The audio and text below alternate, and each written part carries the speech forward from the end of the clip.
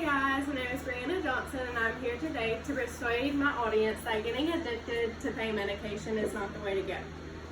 Did you know that from 1999 to 2017, almost 218,000 people were killed in the United States from overdoses connected to prescription opioids? When you become addicted to pain medication, life begins to change in many ways and it doesn't turn out so great. I was involved in an accident when I was in high school, and the painkillers they did prescribe me stopped the pain instantly, which makes it very easy to get addicted to. I'm going to explain to you why you should say no to too many painkillers. A preview of the main points of this speech will be the statistics of abusers, a solution to help people that get addicted, and some ways you can tell when someone is misusing. Now that I have introduced you to a little bit about my speech, I will now begin to persuade you on why you should say no to using too many painkillers. Young or old adolescents who get prescribed painkillers for a certain need tend to overuse that help. There are over 20 different types of painkillers you can be given. Known from Centers for Disease Control and Prevention, since the 1990s, when the number of opioids prescribed to patients began to rise, the number of overdoses and deaths from prescription opioids increased. About 18 women die every day of a prescription painkiller overdose in the United States, more than 6,000 deaths in 2010. Prescription painkiller overdoses are an under-recognized and growing problem for women. Men are most likely to die of prescription painkiller overdoses, but the overdose among women have risen more sharply than among men. Since 1999, the percentage increase in deaths was more than 400% among women compared to 265% in men. I've told you about how many drug overdoses usually happen among men and women, and now I'm going to describe a workable solution. A solution to the problem would be that healthcare providers can improve the way that painkillers are prescribed while still making sure women have access to safe, effective pain treatment. While prescribing painkillers, healthcare providers can recognize that women are at risk of prescription painkiller overdose. They can follow guidelines for responsible prescribing, including screening and monitoring for substance abuse and mental health problems.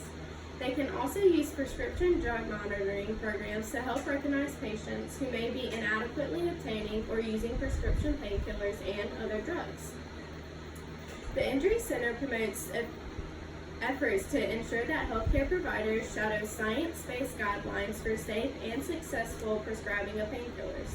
The increase in overdose to deaths equals a sharp rise in the sale of prescription painkillers. According to the Injury Center, enough prescription painkillers were prescribed in 2010 to medicate every American adult around the clock for 1 month. Some other helpful ideas are improving systems to track prescriptions and identify misuse, identifying prevention policies and programs that work, increasing healthcare provider accountability, and lastly, educating healthcare providers, policymakers, and the public. Now that I've told you all about the workable solution, I'm going to help make you visualize the hard impact painkillers can have on your life and family as well. Some long-term physical side effects of painkiller abuse include liver or kidney disease or failure, lowered immunity, gastrointestinal problems, cardiovascular problems, impaired mental function, collapse of the respiratory system, and death resulting from toxicity or overdose. Painkillers can not only cause severe and even deadly physical symptoms in the short term and long term, they are also responsible for a variety of mental, emotional, and physiological symptoms. If you continue painkillers for a long time, your personality or character can change indefinitely as a result. It is very easy to tell when someone is abusing pain medication.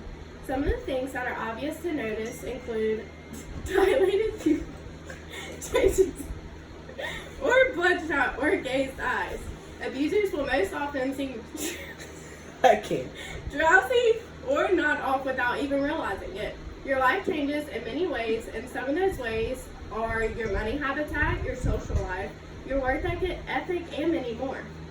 When you are abusing pain medication, you are more concerned with maintaining the addiction than worrying about the most important things in your life. You start to surround yourself with the wrong crowd, but you don't see that because they are doing the same thing you are. You will start to do dangerous things that you wouldn't normally do, like stealing, asking for money, or illegal activities. Another thing that can affect your family and your social life is when you are so caught up in the misusing, you tend to sleep during the day and stay up all night. That is most likely very opposite from your family, which tends to cause many problems. Now, I'm only 18 years old, but I believe that family is very important, and abusing medication isn't something someone should do if they have a happy life or not. Saying no to abusing would help you maybe be successful one day and have a happy family and a good job.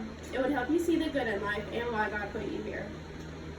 I have finally explained why you should say no to painkillers, so now we'll conclude the speech. So, with that being said, there are many types of painkillers you can get addicted to. There is many solutions that could help the abuse if you want to make things better. And the heartbreak that comes with getting addicted to painkillers is not something you should put your family through nor yourself. Life becomes affected when you misuse. Think about it next time when you think about taking more pills than you're prescribed, and look up all the side effects that can happen along with it. I promise you will change your mind. Once again, say no to painkillers and yes to a happy life. Thank you.